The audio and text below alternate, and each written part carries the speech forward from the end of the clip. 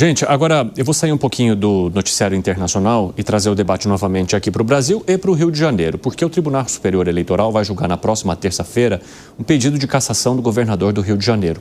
Vou conversar com a Janaína Camelo, que vai trazer todas as informações para a gente. E esse caso, Jana, se refere a que tipo de investigação contra o governador? Pois é, Evandro, é um recurso, na verdade, apresentado pela Procuradoria-Geral Eleitoral contra aquela decisão do Tribunal Regional Eleitoral do Rio de Janeiro, que absolveu no ano passado o governador Cláudio Castro dos crimes de abuso de poder político e abuso de poder econômico nas eleições de 2022. Cláudio Castro, ele é acusado ali, segundo a denúncia, de ter criado cargos públicos temporários para obter vantagem e acabar ser reeleito em 2022. Esse recurso, Evandro, ele foi apresentado em novembro do ano passado no TSE, porque esse julgamento ali no TRE aconteceu em maio. Inclusive foi um placar bem apertado ali, de 4-3, né? 4 ali votos para absolver Cláudio Castro, 3 votos contra. E aí esse recurso foi apresentado em novembro e aí agora, um ano depois, ele foi incluído na pauta. Foi incluído na pauta exatamente ontem, um dia depois da mega operação no Rio de Janeiro. A justificativa é o seguinte: a relatora desse caso, desse recurso, é a ministra Isabel Galotti, e ela está de saída do TSE. O mandato dela vai até o dia 21 de novembro. Então, ela decidiu liberar vários processos que estavam nas mãos dela. Então, o que diz ali a acusação? Cláudio Castro, ele teria criado esses cargos temporários por meio da CAPERJ. CAPERJ é a Fundação Centro Estadual de Estatística, Pesquisa e Formação de Servidores Públicos do Rio de Janeiro, e também por meio da UERJ, né, da Universidade Estadual do Rio de Janeiro. Teriam sido centenas de cargos públicos temporários criados para isso. Além do governador Cláudio Castro, quem também foi absolvido na época pelo TRE e hoje é alvo desse recurso no TSE pelo Ministério Público é o atual vice-governador do Rio, que é o Tiago Pampolha, e também o presidente da Assembleia Legislativa do Rio, da ALERJ, que é o Rodrigo Bacelar. Além também do ex-presidente da CAPERJ. A acusação da Procuradoria é o seguinte: diz que há provas no processo, sim, reconhecendo a prática do abuso de poder político e abuso de poder econômico, com gravidade suficiente para duvidar da legitimidade do pleito que reelegeu o governador Cláudio Castro. Esse julgamento, então, Evandro, foi pautado ontem, quarta-feira, dia 30, e dia 29, e vai acontecer no dia 4 de novembro agora, terça-feira que vem, viu? Evandro, com você. Jana, falando em julgamentos, eu quero agora falar um pouquinho daquele do Supremo Tribunal Federal, porque como o Mauro Cid não recorreu, o ministro Alexandre de Moraes já determinou a execução da pena?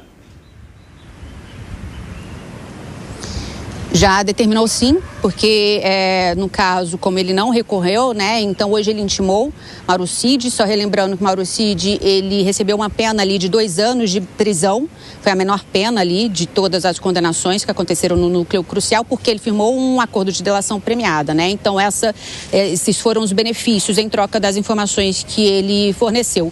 2 anos de prisão em regime aberto, né, regime aberto, ele precisa se recolher em regime domiciliar durante o período noturno, mas pode trabalhar, estudar durante o dia. Hoje, Mauro Cid, ele usa tornozeleira eletrônica e ele se recolhe também em domicílio durante a noite. O ministro Alexandre de Moraes marcou uma audiência para a próxima segunda.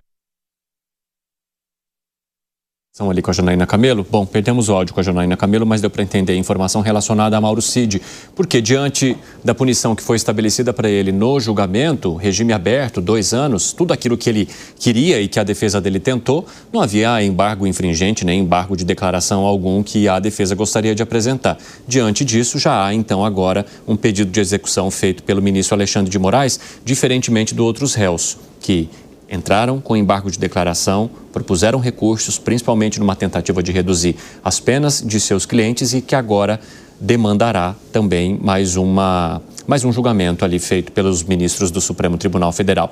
Mas vamos trazer aqui para o nosso debate essa situação envolvendo o governador Cláudio Castro do Rio de Janeiro. Ao mesmo tempo em que ele terá de prestar explicações sobre a operação que ele conduziu lá no estado dele e que resultou na morte de mais de 100 pessoas, entre elas 4 policiais, 2 policiais civis e 2 integrantes do BOPE, ele enfrenta também esse recurso contra uma decisão local para o Tribunal Superior Eleitoral que pode levar à cassação dele por utilização ali da estrutura para buscar fins de campanha. Como é que você avalia, hein, Alan Gani, a situação do governador nesse momento? Pois é, Evandro, aí não tem como a gente fugir da seguinte hipótese. Será que não tem aí também um componente de uma perseguição política? Porque justamente agora, me parece uma coincidência, esse caso vem à tona. Tudo bem, é lá de trás, né, envolvendo ali funcionários fazendo campanha política, etc. e tal, mas por que justamente agora vem este caso? E depois um questionamento, né, no Supremo Tribunal Federal em relação à DPF. O que a gente percebe é que, para a população, a operação foi muito bem sucedida, um grande apoio ao governador. Por quê? Porque a população está muito cansada de ser vítima desta violência, de estar na mão dos criminosos, né? Então, cadê o direito também das vítimas? Só tem direito aqui para os bandidos?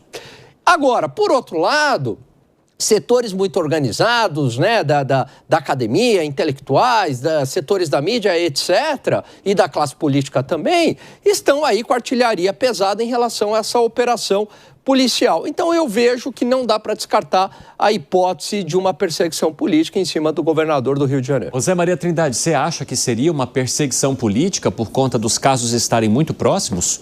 É que, se não houvesse a operação também, provavelmente o governador não seria chamado para se explicar sobre a DPF no Supremo Tribunal Federal. Mas ambas as ações acontecem justamente na mesma semana. Sobre esta ação no Supremo Tribunal Federal, eu não acho a instância própria para cobrar do governador o exercício. Mas o judiciário não é só o Supremo, né? O judiciário está assim. Nas cidades menores, os juízes estão mandando nos prefeitos e definem onde o prefeito coloca o ponto de ônibus, a escola. Basta o Ministério Público se unir ali ao juiz que a situação é essa, mas a Constituição dá esses poderes ao judiciário. Agora, sobre essa outra ação, em primeiro lugar, nós temos uma justiça eleitoral que só cuida disso. Veja bem, isso faz tanto tempo, isso ainda está em julgamento. Quer dizer, se é uma justiça específica, isso não deveria ser resolvido imediatamente, atrasar esses processos, dá margem a esse tipo de pensamento, de que é perseguição, de que é um ato politizado e não um ato legal. Ele já vem respondendo esse processo já há muito tempo, né? E ele tem ganhado todas os julgamentos e tem continuado elegível.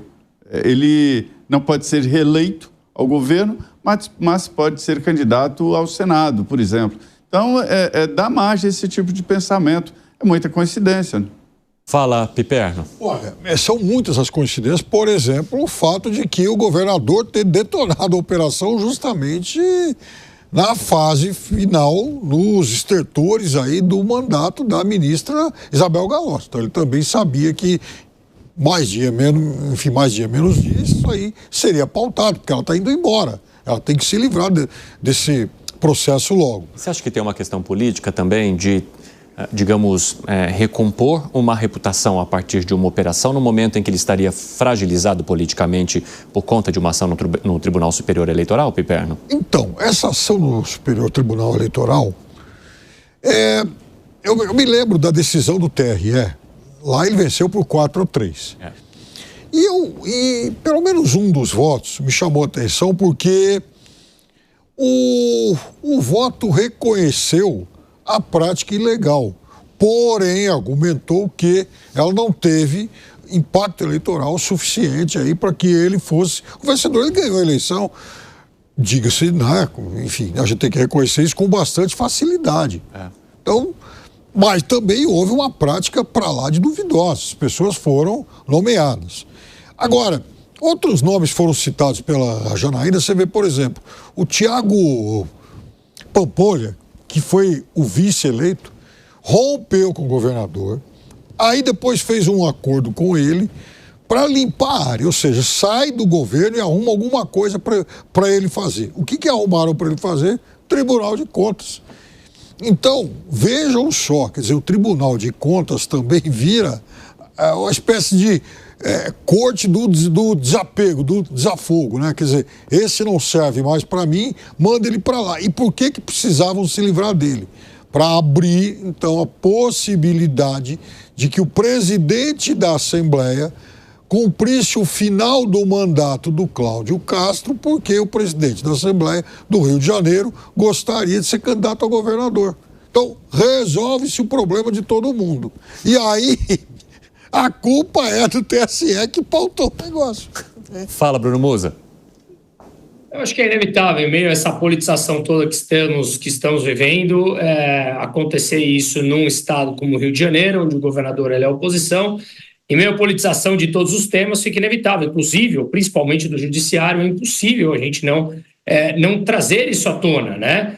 Ainda mais quando começamos agora a ver o próprio responsável da Polícia Federal mencionando ao lado do ministro da Justiça, Lewandowski, de que ele tinha recebido o aviso, aí o Lewandowski interrompeu ele na entrevista, dizendo, olha, não é bem assim. Então, fica muito claro e parece, com o que vem saindo aqui, que o governo teria recorrido ao governo federal, o governo federal se absteve de ajudar, afinal de contas, a gente sabe que, como você muito bem falou, Evandro, e eu tento colocar isso da maneira como eu penso diariamente aqui, que o que interessa muito, mas muito acima do interesse comum, se é que o interesse comum existe, são realmente as pautas político-partidárias de cada um. Os partidos políticos, eles são um mero instrumento de captação de lead. Captação de lead significa captar pessoas para votarem nos seus projetos de poder. Nada mais do que isso.